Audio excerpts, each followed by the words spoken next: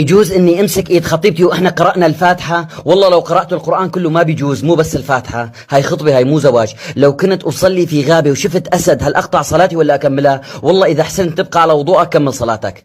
اذا رحت على النهر حتى اسبح، هل اتجه للقبلة ولا بعكسها؟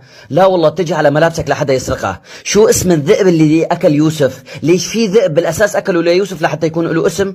هل الشيطان يولد ولا يبيض؟ والله يا أخي ما عزمني على عرس الشيطان لحتى أعرف إذا يولد ولا يبيض. أريد أن أتزوج على زوجتي وهي ما مقصرة معي، بس مشان أستر على البنت وأخذ أجر. إذا نيتك الأجر أعطيني الأموال اللي بدك تتزوجها فيها، بتزوج أنا، بستر على حالي واستر على البنت وأنت تاخذ أجرين فرد مرة. كيف قتل قابيل هابيل؟ الشيخ قال له قتله بفرد 6 ملي. قالوا كيف شفته؟ قال له ما دام ما شفته ليش لا تسألني على شيء ما شفته؟ أمي كبيرة بالعمر ولا تستطيع المشي وهي الآن تزحف، هل هي من القواعد؟ هي من الزواحف. طبعا من القواعد من النساء. تزوجت